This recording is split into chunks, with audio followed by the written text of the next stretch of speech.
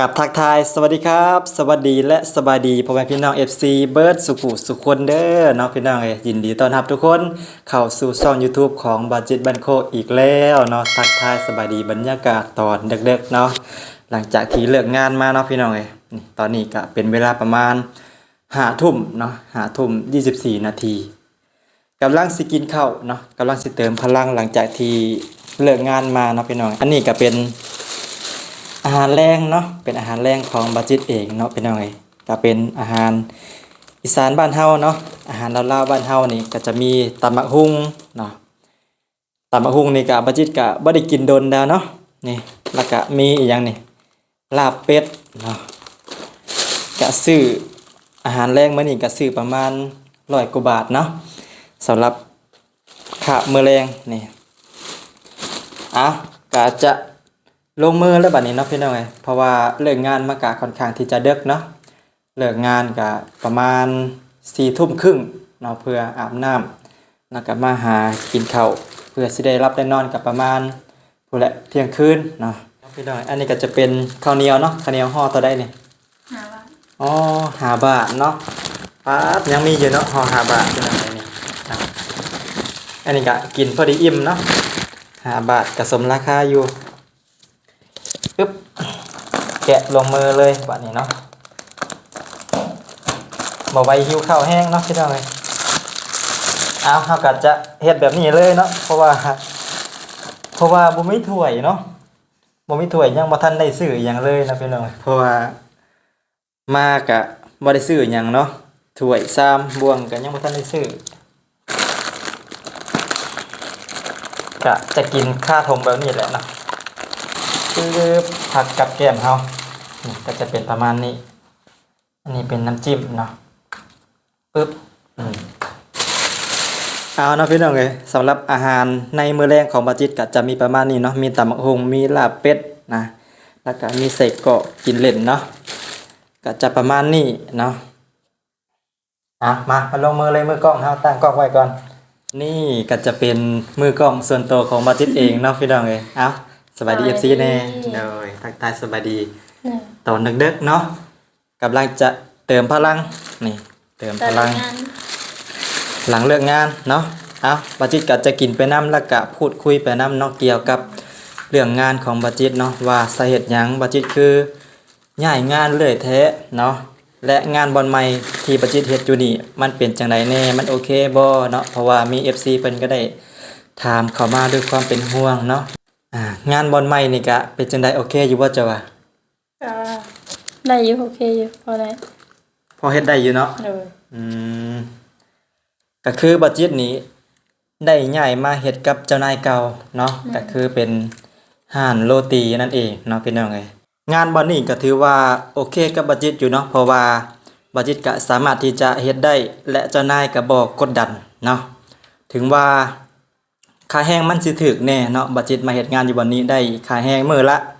300 กว่าบาทเนาะพี่น้องเอ้ย300 กว่าบาทประมาณ30ประมาณ330 บาทประมาณนี้เนาะ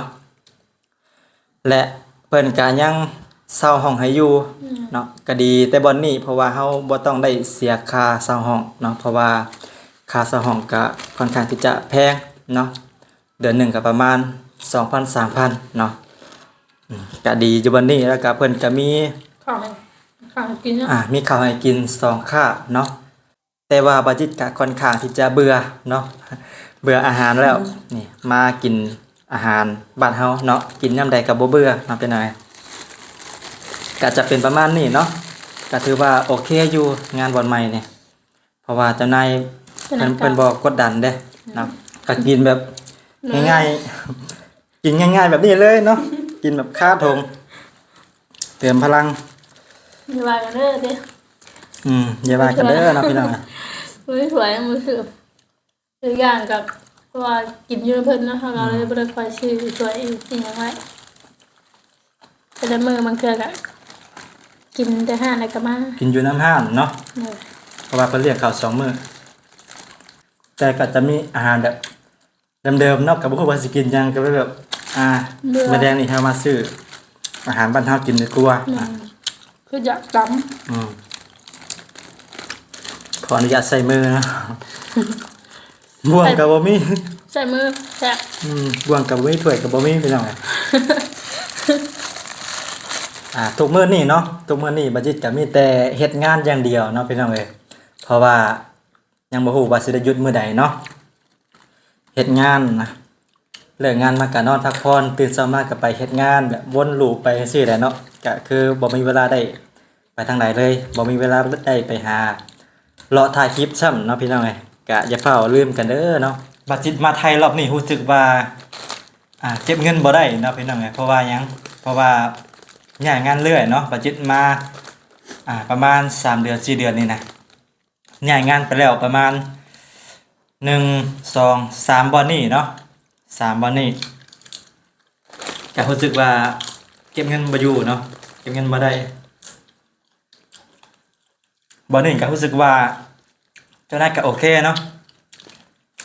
เจ้านายเพิ่นบ่กดดันแล้วก็บ่นี้บัดจิตสามารถเฮ็ดได้หั่นนะบัดจิตก็เลยแบบว่ามันอยู่แล้วก็สบายใจเนาะหมู่เพื่อนเฮ็ดงานก็รู้สึกว่าจะโอเคเนาะเพราะว่าเฮาซอยกันดีอะไรมันขาดมันเกินก็ค่อยซอยกันค่อยบอกกันเนาะก็ถือว่ามาพอบอลที่ดีแล้วเนาะคือจะ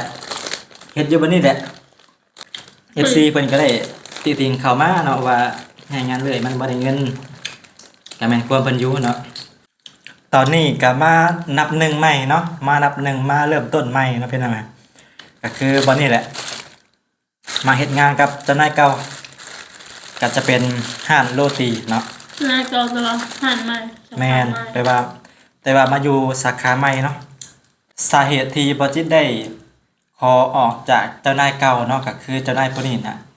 ก็คือบ่จิตเฮ็ดงานอีกอยู่สาขาหนึ่งเนาะของห้านเพิ่นบ่จิตรู้สึกว่าถึกเอาเปรียบเนาะ บอกโอเคเนาะกับหมูโรงงานแม่นถึงเอาเปรียบเพราะว่าบ่จิตเฮ็ดอยู่บ่นั่นนะรู้สึกว่าสิได้เฮ็ดเบิดทุกอย่างเนาะเฮ็ดบ่ว่าจะเป็นเตรียมของล้างจานนะเก็บเครื่องเก็บของนะบัดจิตเฮ็ดเบิดเนาะสองคนรู้สึกว่าถึกเอาเปรียบเนาะก็เลยแบบว่าขอออกไปแล้วก็ได้กลับมาอีกคือเก่าเนาะกลับมาอยู่บ่นี้แต่ว่าเป็นสาขาใหม่แล้วก็มาพ่อหมู่ร่วมงานใหม่เนาะก็ถือว่าโอเค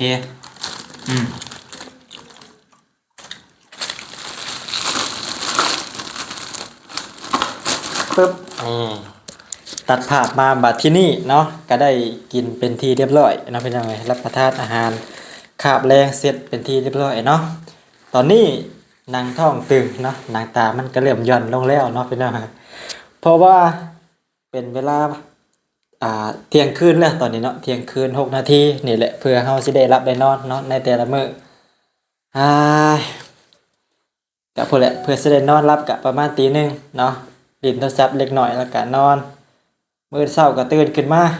เฮ็ดงานคือเก่าเนาะบัดจิตเข้างานประมาณ10 โมงครึ่งเนาะเข้างาน10 โมงครึ่งแล้วก็เลิก4 ทุ่มครึ่งเนาะก็จะประมาณนี้ในแต่ละมื้อ